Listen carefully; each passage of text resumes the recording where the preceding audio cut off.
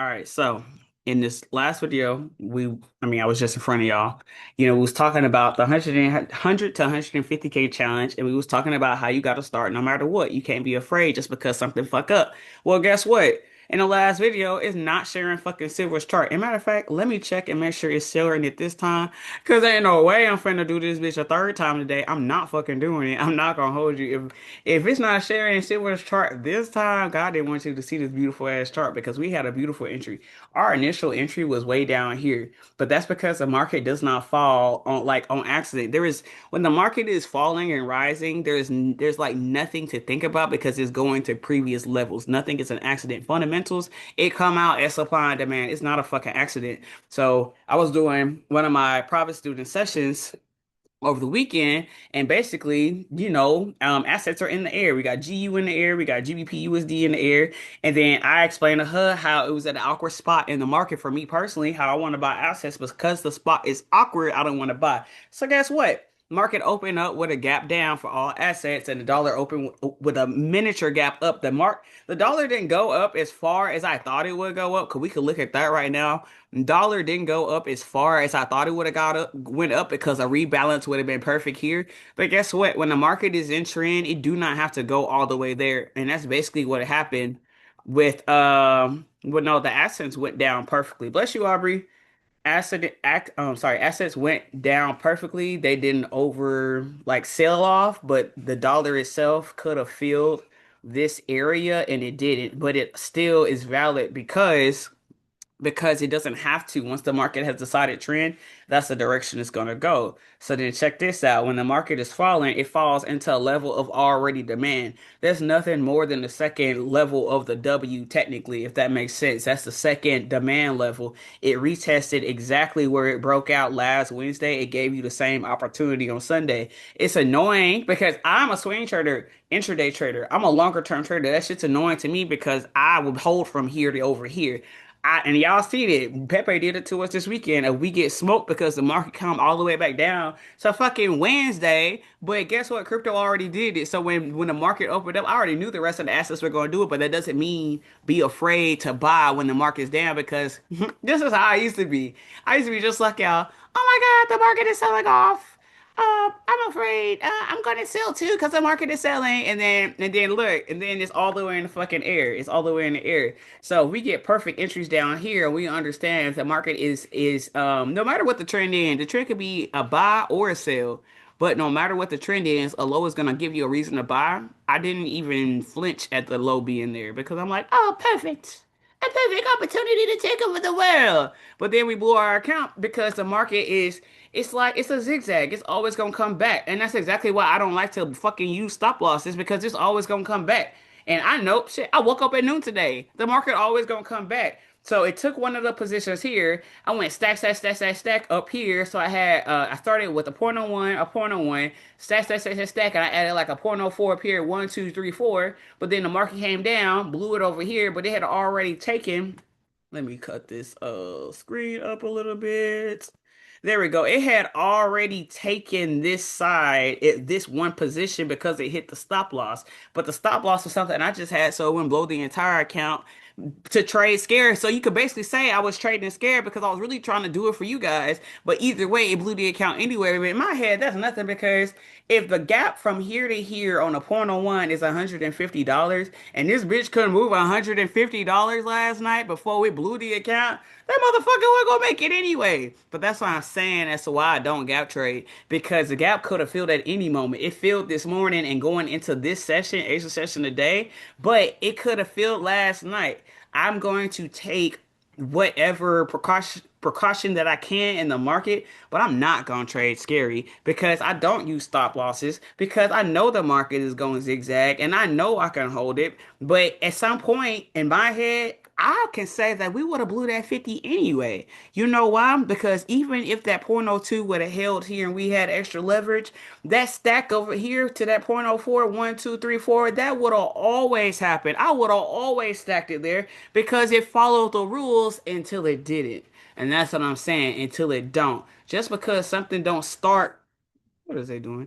Just because something don't start out right, or if it start the wrong way, doesn't mean it's not gonna happen. Because even that account challenge last summer, that's just one of. I did two accounts like that last year. That account last summer, I probably blew 7 accounts before I even got to $100,000, before I got to 65,000, before I got to 20,000, before I got to 30, before I got to 10, before I got to 6,000. It took 7 accounts to try. But keep in mind, if I did nothing else, if I made no other trade, and I trade almost every fucking day, almost every fucking week, if I did nothing else for the rest of the year, niggas still didn't trade no $100,000 account. They still didn't do that. You know what I'm talking about? So it's important to stay with the trend. It's important to know what you're looking at in the market. It's important for you to know what kind of money you got and what your capabilities are in this world, because if you don't know, it's going to be impossible for you to take on like ownership in this on this side of things, because guess what? You got to be the visionary. You got to be able to not be told what to do. You got to be able to think for self in this market. And I'm sitting here right now and telling you, even knowing what it did for as far as it pulled back, looking at as far as it pulled back, first off, I just want to say I woke up at noon today. My bad. I was tired though. I deserve some sleep. Not gonna hold you. But even looking at how far it pulled back, it pulled all the way back to the point oh 0.02s that we had, and they were tucked in over here. So the fact that it pulled back, rebalanced itself right here, it makes sense. I see why they did it. But we was always blowing that fucking $50. I tell you that. We was always gonna blow it because of the way I trade.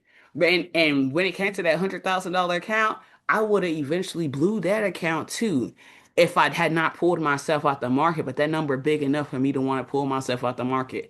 $60 not big enough for me to want to pull it out the market, because I really need that compound. I absolutely need that compound to hold, and it wouldn't have hold. Now, had I woke up in time for US session and tried that setup for US session, but US session a worse entry, and that's what I'm talking about. That's why I don't session trade. Because guess what? This was Asian sessions entry. This was US sessions entry.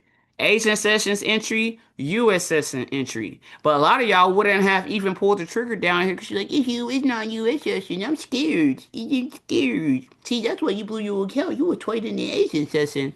Yes, and your ass would have had a weak ass entry over here. You probably would have survived it. But honestly, sort of God, you probably wouldn't have got in it because your ass is scary. So you would have been scared over here too. It don't even fucking matter. But but that's my mindset. I approach every opportunity as if it's gonna work, because who the fuck just trading or investing or building a business thinking this shit not gonna work? Elon Musk ain't building goddamn rockets thinking that bitch not gonna go to the moon. What the fuck? I'm not doing that shit either. I expect all this shit to work out because I've been doing it too long. I done built too many millionaires. I done too much shit in this world. I got too much free time. That's what I'm saying. So I just wanted to go ahead and fix the mistake that I had in the last video, because look, it was a fuck up, but fuck ups happen in the market all the time. But when you sit back and say, you know what, this is not working, I'm scared, I quit. I'm not doing this no more. I could have did that shit here and like, oh, they'll figure it out. I could have said that shit. But I gotta practice what I preach. I gotta show y'all the right way to do it because I've been doing the right way for so long. So it's just like you gotta understand who you are and what the future look like, basically.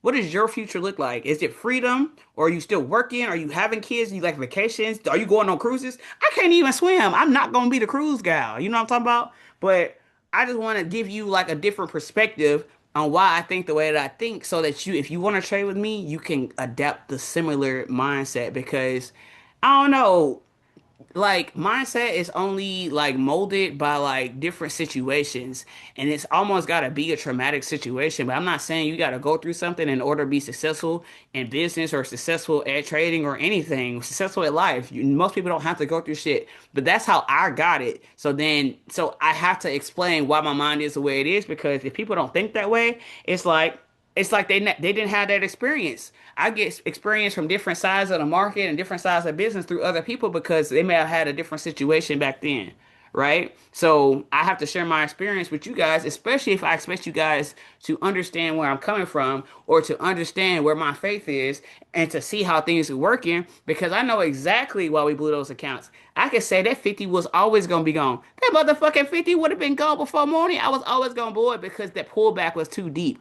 And just because you entered US session, maybe you would have survived it, maybe you didn't, but if you got a habit of being scary, I guarantee you were scared and you probably didn't milk it for what you can milk it for.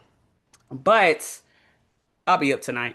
I mean, for a US session tomorrow, I'll be up because I got enough sleep. Like, I think I did pretty good yesterday. I was knocked the fuck out. I was tired. But yeah, I just wanted to fix that for y'all. Hopefully, it's looking at Silver's chart right now because I ain't gonna hold you. I say practice what you preach, fix the mistakes, but I'm not gonna do this a third time. But I'm gonna catch y'all. I hope that made sense, and I hope you learned a lot because you gotta learn from the losses, and that's what I learned. We was gonna blow that 50 no matter what. We was gonna blow that, but back to the account challenge. I'm going to the account challenge back to it this week because I have to. I'm either turning 100 into 150K or I'm giving somebody $1,000. I have to complete the challenge no matter what, and I know I can. So let's go.